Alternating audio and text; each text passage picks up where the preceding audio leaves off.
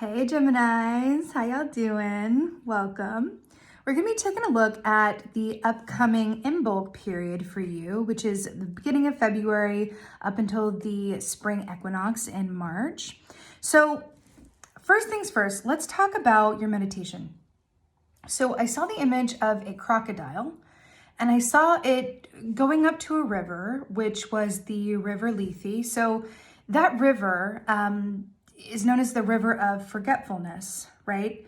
So there's an aspect of this with the crocodile as well that, within Egyptian lore speaks of, ferrying the souls of the dead, into the river. And there's just a lot within this crocodile in terms of what it represents in terms of mental health. And then the river of forgetfulness, I saw it go towards it and then dip the tip of its nose into the river, and the tip of its nose became white. And it felt like it was like a purification moment where it was able to forget just a little bit and forget in a very positive sense, right? And then I saw it sort of, move kind of away from the river and kind of walk away from it. Didn't want to completely submerge in it. And I saw it walk away and stop. And then I saw it was like this beautiful ray of sunlight came out and just covered the crocodile in sun. And then in that moment, I saw the white on the tip of its nose from the River Lethe spread to its entire body, and it turned into this beautiful ivory crocodile. And I saw the word rebirth. And then I saw this beautiful little unexpected hummingbird come and fly and land on the head of the crocodile. And I saw the words lighten up.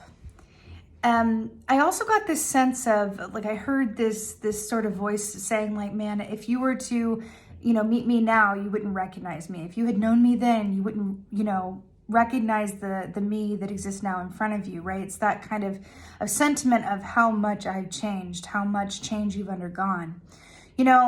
Especially with your cards here, I feel like this is very much a time for you where you are being asked to look at your own thought patterns, your own mental health, and how your behaviors and your thought patterns, the way that you think, the things that you think, the thoughts that you allow into your mind palace, how they help or hinder you, and really connecting to the feeling of it, right? The past can be a tricky thing, and especially, as a fellow air sign, I understand this, right? Our minds can be wonderful places when they are focused on the positive and the practical and the present moment or the future in a positive way, right? But it can be a whole junkyard of things that really impede our own progress and our own good feelings when we are unable to forget things from the past. And I don't mean actually forget. That's more of a, a sentiment and energy. Forgetting things in the past in, the junkyards of our minds, right? That are really unnecessary. If I think about the image of a junkyard, right, and the crocodile here representing like a clearance and a washing away and a removal, right, so that we can get to this place where it's this aspect of a rebirth and a clean slate. Junkyards, if you've ever been in one or you've ever seen one, they stress the eye. Like, they are stressful to look at, stressful to be around. It's just no shame on, junkyards in general. They serve their purpose, but in terms of like visually, it can be a lot. Like certain junkyards, it's just like, whoa, this is a lot. It's sort of like that idea of, a cluttered space leads to a cluttered mind. And I feel like for you during this time, you're being called to really take a look at and maybe spring clean your mind palace, right? But it feels like you're being called to do that because what's taking up space is stuff that's already left your energy, that's leaving your energy, that wants to leave. Because the hummingbird coming in and saying like lighten up means there's so much worth celebrating coming to you. It's already started. In your place of challenges here, you have the 3 of Cups, right? So the fact that this is coming up as your challenge is incredibly telling because this speaks of joy, things to celebrate, laughing, humor, good times, good friends, great community. And also, letting yourself relax to the point where you aren't waiting for the other shoe to drop, or you aren't thinking like, oh man, what goes up must come down, right? The fact that this is in your place of challenge and the hummingbird was coming in to say lighten up, it's really, really speaking to your place of victory here with the Five of Swords. Now, this is fascinating. 5 is the number of change, right? There was a lot of change going on in the collective and for you personally, for sure. The 5 of Swords can speak of, ways in which our minds really work against us, and the way that our thoughts and how we respond or react rather to things can really color the rest of our experience, right? It's like how we see other people is really a reflection of how we see ourselves. How we see our circumstances is a reflection of what's going on with us internally.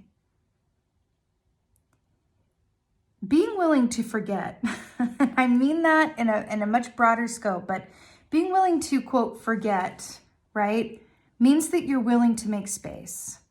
Make space for the new, make space for what's to come. Because if you're taking in old paradigms, if you are still reacting or healing from pain from the past or from challenges in the past or certain mindsets or wounds or whatever that is for you, and you're still kind of waiting for the other shoe to drop in some way, it's not an energy that's going to allow you to be in the right place at the right time to receive all this good coming your way. And it's sort of like, if you don't want to, there's that idea too of feeling the pain of life also allows you to feel the joy. And it feels like right now at this place of challenge, you're being asked, like, can you lighten up? Can you be of a mind to forget what you don't need to hold on to anymore, right? Can you step into the river Lethe of your own mind and not just let it go, but wash it away mindfully? And you can do this, like in your mind, you can choose to do this. You can, especially for those of you who are quite visual, which every Gemini I've ever met in my entire life has been highly visual. So I don't think I'm going out on a limb to suggest you might be highly visual. Is to really imagine yourself, when you catch yourself, observe yourself, right? Observe yourself thinking those thoughts that might not, lead to good feelings, or might be old, or might be standing in your way, or just not really constructive, right? And imagine yourself going into this river Lethe and letting them all wash away from you. Wash off, clean, renewal, rebirth, right? You're really being asked to do some spring cleaning of the mind here.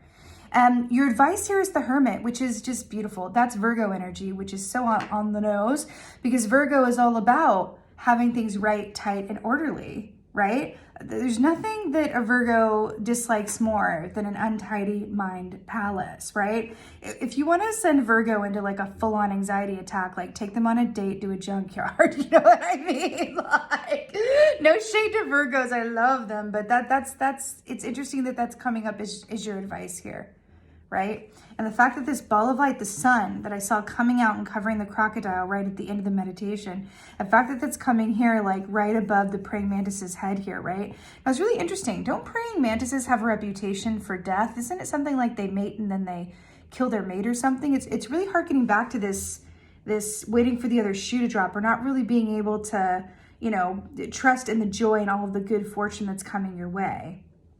It's an interesting one. We assume the Hermit position, not to get answers, but to clarify the questions.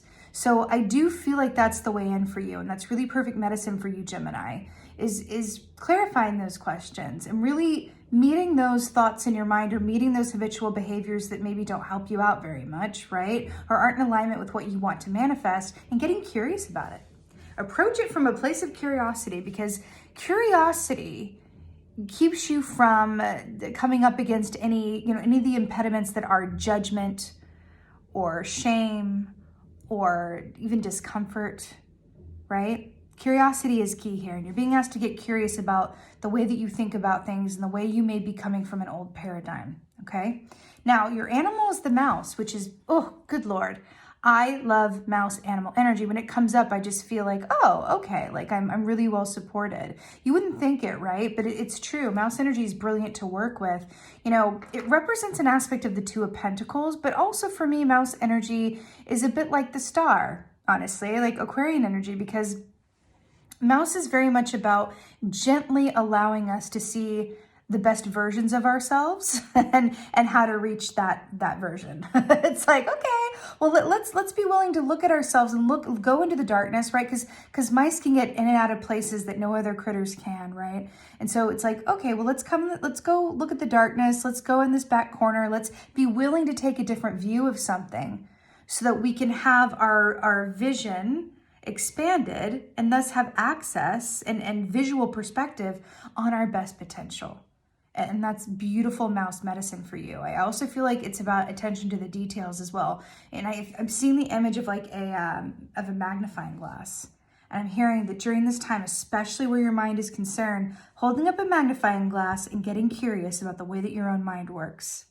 Because your inner reality will reflect your physical circumstances, right? Or rather, both actually. And your physical circumstances reflect your inner reality, right?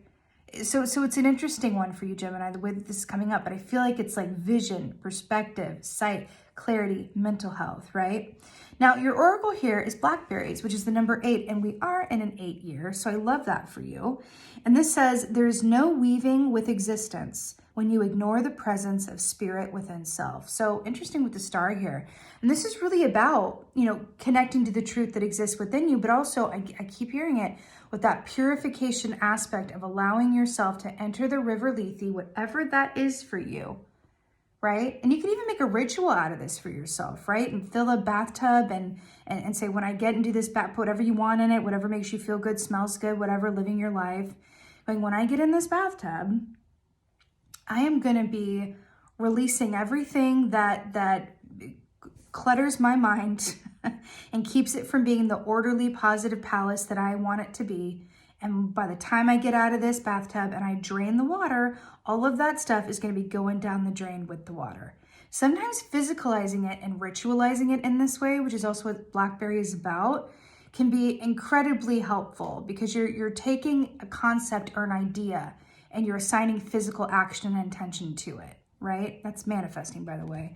So I highly recommend that for you. And the fact that it's number 8 as well, it's like there's all this abundance and reason to be happy going on for you. And you want to enjoy it, right? You want to enjoy it without waiting for the other shoe to drop or thinking that somehow, that its opposite is just around the bend, right? Because I think it can be helpful to remember as well that that's what life is. Life is ups and downs. And so it makes it all the more tragic when we're not able to fully be in the present moment and enjoy what there is to celebrate, right? That's just how it is. That's why the present moment is so precious.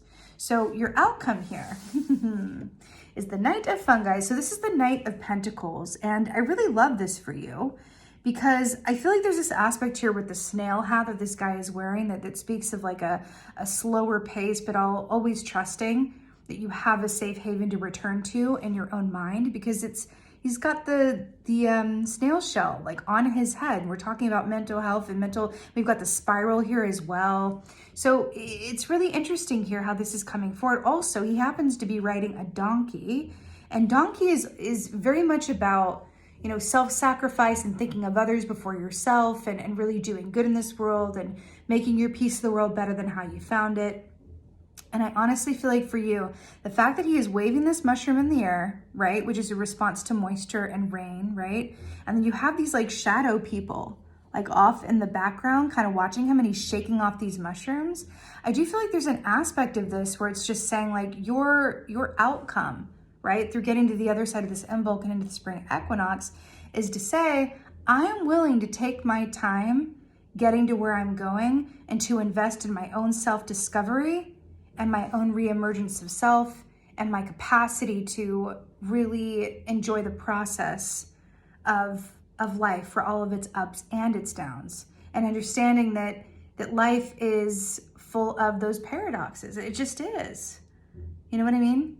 It's not one thing or the other, it's both. And so it's really just appreciating the ride and the journey, regardless of how long it takes, and understanding that part of that process is trusting that wherever you go, like there you are, right? It's like home is always with you, that safety of self, that mind of yours, right?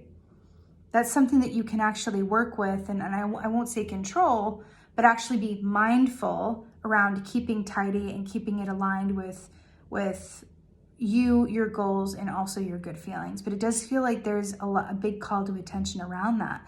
But I also want to say too, you know, with the Knight of Pentacles, that's also a statement around the path that you're on is a path that's going to lead to seeing the fulfillment of your goals, seeing the fulfillment of the efforts that you're making now, right? Getting to that place of payoff. So there's going to be certain moments along your path here where it feels like you're taking one step forward and two steps back.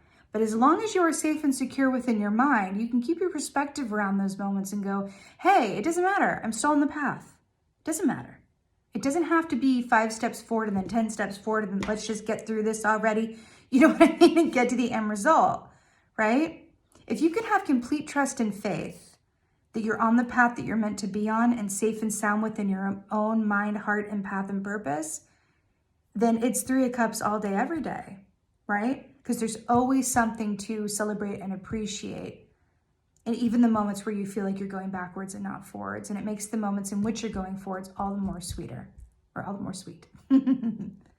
So it is really, really beautiful, Gemini. Again, just a call to, you know, get curious about how your thoughts create your reality, and think about ritualizing if this resonates and continues to, you know, even throughout the rest of this season, but also the rest of this year, to remember that your thoughts do create your reality, and ritualizing times where, and this, you know, is an ongoing thing where you can turn into a sort of, you know, ritual of, I'm going to release it, and my thoughts that don't serve me, my anxiety, my whatever it is, are going to go right down this drain with the bathwater. I feel like that could be incredibly helpful for you. So really, really beautiful. Remember to call on that mouse medicine as well to help you see what maybe you're not seeing, or when your mind gets a bit cluttered, right? It can be really helpful just to go, okay, mouse medicine, how can you help me here? What am I not seeing? What am I missing? What can you draw my attention to, right? It's being willing to see those things as well. So really beautiful, Gemini. I so hope that this helps and resonates. If so, let me know in the comments below. I love hearing from you guys. I love reading all your comments. The 2024 year ahead videos have been released, so if you haven't watched those yet, go ahead and check those out as well. I will be back with you with some topical videos here quite soon in a new series that I'm launching. And also I will be back as the wheel turns. I'll be back with you for the spring equinox reading style as well. So with all that being said, thank you again so much for being here. And most of all, and as always, just thank you for being you. And be well. Until next time.